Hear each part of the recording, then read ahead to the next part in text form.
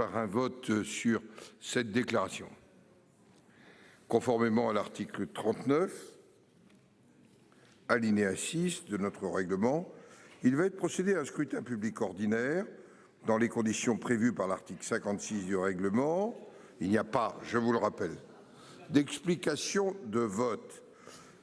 Les secrétaires Catherine Deroche et Agnès Canayer vont superviser depuis leur place le déroulement du scrutin.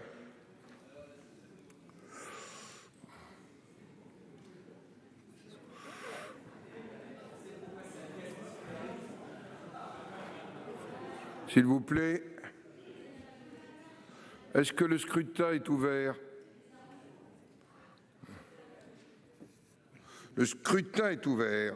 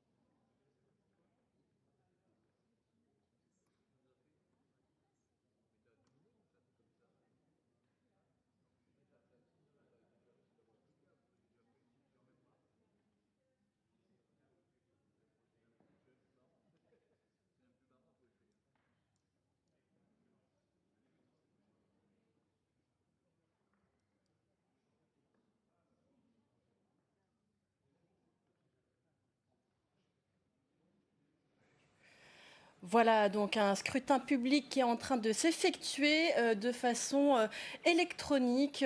Voilà, les sénateurs à l'issue de ce débat, avec notamment ce débat interactif qui n'avait pas eu lieu à l'Assemblée nationale la semaine dernière, avec 15 questions-réponses, vont donc être amenés à voter sur la déclaration du gouvernement. Déclaration tout à l'heure à 14h d'Édouard Philippe, le Premier ministre, qui a parlé un petit peu plus qu'à l'Assemblée nationale, à environ 1h20. Parmi les annonces, à noter notamment cette aide pour les jeunes précaires, allocation pour les jeunes précaires de 200 € pour 800 000 personnes. Notez aussi les nombreuses inquiétudes qui ont été soulevées par les sénateurs, notamment sur la question de la responsabilité des élus locaux. Voilà, le scrutin est clos. On va pouvoir connaître le résultat d'une minute à l'autre. Notez-le, cela risque d'être extrêmement serré, notamment avec l'abstention du groupe LR qui a été annoncé tout à l'heure. On va écouter le président du Sénat. Le scrutin qui porte le numéro 100, compte tenu de l'ensemble des délégations de vote accordées par les sénateurs aux groupes politiques et notifiées à la présidence. Le nombre de votants est de 344.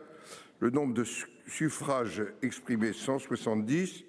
Pour l'adoption 81, contre 89, le Sénat n'a pas adopté. Je vais suspendre la séance. Je crois savoir que la commission des lois a besoin de se réunir pour examiner l'exception d'irrecevabilité déposée sur le projet de loi prorogeant l'état d'urgence sanitaire et complétant ses dispositions.